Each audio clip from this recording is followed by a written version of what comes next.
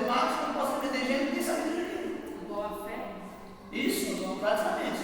Porque a palavra de sabedoria é um dom de revelação, ela está como um dos dons verbais, não é que ela é um dom de revelação, ela está na mesma categoria da revelação, então ela é um dom verbal, né? Então, se eu ficar quieto, se eu não abrir a boca, ninguém vai saber se eu tenho sabedoria ou não, mas se eu abrir a boca para falar, então vocês vão perceber se nas minhas atitudes, se na minha pronúncia, né, se na minha orientação eu tive sabedoria ou não.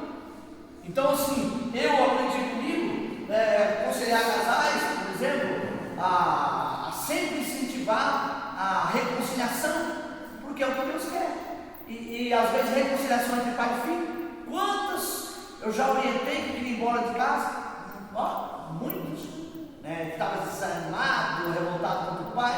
E para você reverter na cabeça de um jovem de 16 anos que quer ir embora, não é fácil.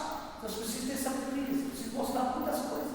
Você precisa mostrar as perdas, né, os prejuízos que vai ter, os perigos e o mais importante, o amor, que aquele pai que realmente tem para ele. Então você precisa ter muita sabedoria para poder reverter na cabeça de um jovem de 16 anos, aquele que está disposto a ir embora, viver sua vida e tal. E existem várias situações que nós precisamos de ter sabedoria de Deus. Aqui ele tem um versículo, um exemplo que eu achei bastante interessante, é uma ilustração, quero ler para os irmãos. Um homem entra em dificuldade legal, ou legais, está legais, mas essa palavra legais. Um homem entra em dificuldades legais e consulta o seu advogado. O advogado não dá ao seu cliente toda a sabedoria e conhecimento que ele tem. Ele extrai a palavra ou a porção do seu conhecimento que se aplica às necessidades do seu cliente. É temente esta palavra. Igualmente, Deus, que sabe todas as coisas, extrai do seu estoque infinito de sabedoria a porção de sabedoria em particular que é necessária para um de seus filhos. Ele envia isto pelo Espírito Santo. Então, um exemplo bem simples está dando uma ilustração. Por exemplo, a gente vai procurar um advogado, causa na justiça. Nós estamos convictos, né, que está tudo errado lá, as contas que o patrão fez, o acerto de conta, só que você não sabe lidar com as leis, você não conhece os códigos civis, você não conhece o código penal, você não conhece os seus direitos, né, na íntegra, como manda a lei, então você vai consultar um advogado.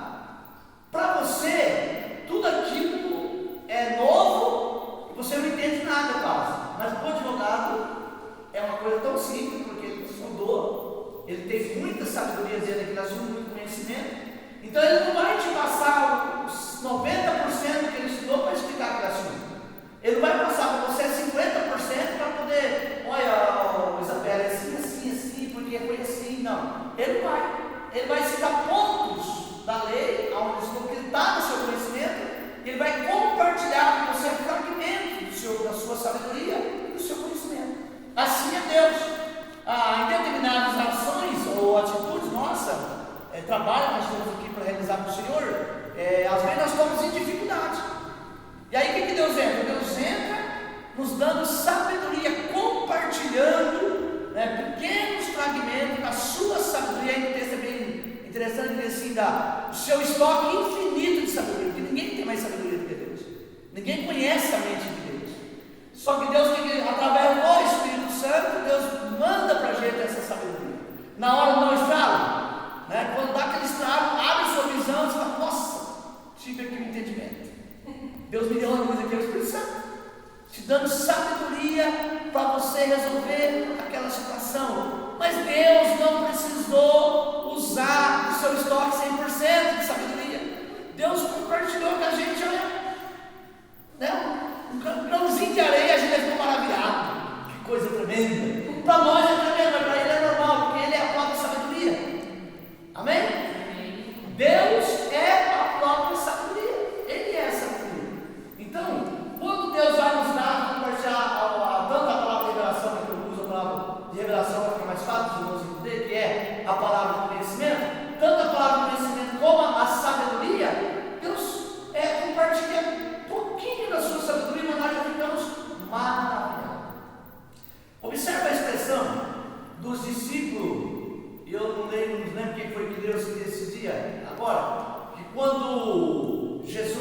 estava pregando e os discípulos acharam que o sermão era duro.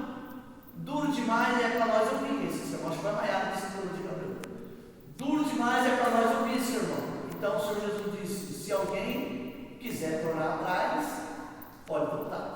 Aí Pedro tomou a palavra e disse: de maneira nenhuma, Senhor, porque só tu tem a palavra de vida eterna. Por que que o apóstolo, peraí, só tu tem a palavra que salva? Tem muitas palavras que não salvam, que não libertam, que não cura, que não restaura. Discurso vazio. Mas a palavra de Cristo, ela traz vida. Ela salva, ela liberta, ela restaura. E o apóstolo foi muito feliz nessa colocação.